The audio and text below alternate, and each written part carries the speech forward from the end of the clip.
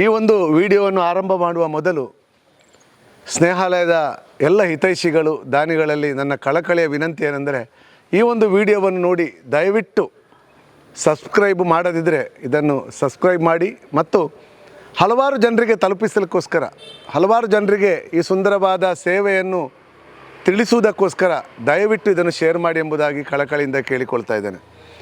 ಸ್ನೇಹಾಲಯದಲ್ಲಿ ಕಳೆದ 15 ವರ್ಷಗಳಿಂದ ಮಾರ್ಗದ ಬದಿಯಲ್ಲಿ, ಬೀದಿ ಬದಿಯಲ್ಲಿ, ಕೊಳಚೆ ಡಬ್ಬಿಗಳಲ್ಲಿ ಹೆಕ್ಕಿ ತಿನ್ನುತ್ತಿರುವಂತಹ ಸಹೋದರ ಸಹೋದರಿಯರನ್ನು, ಮಾನಸಿಕ ಅಸ್ವಸ್ಥತೆಯಿಂದ ಬಳಲುತ್ತಿರುವ ಸಹೋದರ ಸಹೋದರಿಯರನ್ನು ಕರೆತಂದು ಅವರನ್ನು ಪ್ರೀತಿಸಿ ಅವರ ಪರಿಪಾಲನೆ ಮಾಡಿ ಅವರಿಗೆ ಒಳ್ಳೆಯ ಚಿಕಿತ್ಸೆಯನ್ನು ಕೊಟ್ಟು ಅವರ ವಿಳಾಸವನ್ನು, ಮನೆಯನ್ನು ಪತ್ತೆ ಹಚ್ಚುವಲ್ಲಿ ಕಳೆದ 15 ವರ್ಷಗಳಿಂದ ನಾವು ಸಫಲರಾಗಿದ್ದೇವೆ.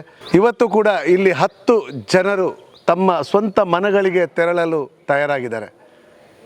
ಅವರೆಷ್ಟೋ ವರ್ಷಗಳಿಂದ ತಮ್ಮ ಸ್ವಂತ ಮನೆಯನ್ನು ಕಳ್ಕೊಂಡಿದ್ದಾರೆ. ಅವರಿಗೆ ಮಾನಸಿಕ ಅಸ್ವಸ್ಥತೆಯಿಂದ ಅವರು ತಮ್ಮ ಯಾವುದೇ ಬೇರೆ ಬೇರೆ ರೀತಿಗಳಲ್ಲಿ ಅವರು ಬೀದಿಗೆ ಬಿದ್ದಿದ್ದಾರೆ.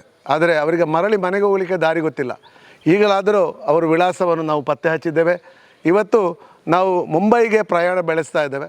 ಮುಂಬೈಯಿಂದ ಶ್ರದ್ಧಾ ಸಂಸ್ಥೆಯ ಮುಖಾಂತರ ಅವರನ್ನು ತಮ್ಮ ಊರುಗಳಿಗೆ ತಲುಪಿಸುವಂಥ ಒಂದು ಮಹತ್ ಕಾರ್ಯವನ್ನು ನಾವು ಮಾಡ್ತಾ ಇದ್ದೇವೆ. ಅದರಲ್ಲಿ ಏಂಜಲ್ ಅವರು ಮಧ್ಯಪ್ರದೇಶದವರು, ಹದೀಶಾ ಎಂಬ ಸಹೋದರಿ ಬಿಹಾರದವರು, ರೀನಾ ಎಂಬ ಸಹೋದರಿ ಜಾರ್ಖಂಡ್ ಬೆಂಗಾಲ್ ಬಾರ್ಡರ್ನವರು, ಸಂಪತ್ ಅವರು ಕರ್ನಾಟಕದವರು, ರಾಮಚಂದ್ ಮಧ್ಯಪ್ರದೇಶದವರು, ಸುನಿಲ್ ಉತ್ತರ ಪ್ರದೇಶದವರು, ವಿಕಾಸ್ ಮಧ್ಯಪ್ರದೇಶದವರು, ಅಜಯ್ ಪಂಜಾಬಿನವರು, ರಾಜ್ ಉತ್ತರ ಪ್ರದೇಶನವರು, ಅದೇ ರೀತಿ ಸುಜಯ್ ಬಿಹಾರ್ನವರು.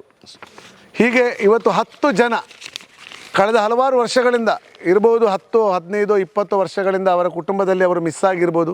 ಈಗ ನಾವು ಅವರ ಮನೆಗೆ ತಲುಪುವಾಗಲೇ ಗೊತ್ತಾಗ್ತದೆ ಅವರು ಏನೆಲ್ಲ ಆಗಿದ್ದಾರೆ, ಯಾವೆಲ್ಲ ರೀತಿ ಅವರು ಮಿಸ್ ಆಗಿದ್ದಾರೆ ಎಂಬುದಾಗಿ.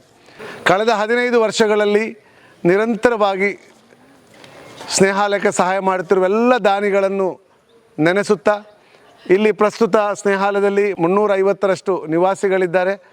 70ರಷ್ಟು ಸಿಬ್ಬಂದಿ ವರ್ಗ ಸಂತೋಷದ ಸುಂದರವಾದ ಒಂದು ಸೇವೆಯನ್ನು ಇಲ್ಲಿ ಮಾಡ್ತಾ ಇದ್ದಾರೆ. ಇವರ ಸೇವೆಯ ಒಂದು ಪ್ರತಿಫಲವಾಗಿದೆ ಇವತ್ತು ಈ 10 ಜನ ಮನೆಗೆ ತಲುಪುವಂತಹದ್ದು.